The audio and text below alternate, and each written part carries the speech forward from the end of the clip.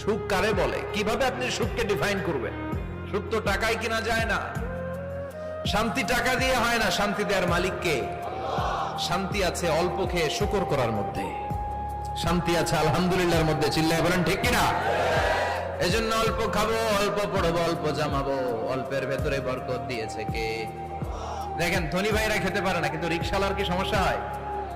রিকশালারা সব খেতে পারে। কুলিওয়ালা, দিনমজুর, এরা একেবারে স্লিম সুঠাম দেহি, মেদহীন পেট, পেটে কোনো মেদ নাই, ভুড়ি নাই। আর কোটিপতিদের মেদ আসারা নাই, এত বড় বড় পেট। ঠিক কিনা? সুখ কারে বলে? কিভাবে আপনি সুখকে ডিফাইন করবেন? সুখ তো টাকায় কিনা যায় না। শান্তি টাকা দিয়ে হয় না, শান্তি দেওয়ার মালিককে। শান্তি আছে অল্প খেয়ে শুকর করার মধ্যে, শান্তি আছে আলহামদুলিল্লাহর মধ্যে। চিল্লায় বলেন ঠিক কিনা? এজন্য অল্প খাবো, অল্প পড়বো, অল্প জামাবো, অল্পের ভেতরে বরকত দিয়েছে কে? দেখেন ধনী ভাইরা খেতে পারে না, কিন্তু রিকশালার কি সমস্যা হয়? রিকশালারা সব খেতে পারে। কুলিওয়ালা, দিনমজুর, এরা একেবারে স্লিম সুঠাম দেহি, মেদহীন পেট, পেটে কোনো মেদ নাই, ভুড়ি নাই। আর কোটিপতিদের মেদ আসারা নাই, এত বড় বড় পেট। ঠিক কিনা?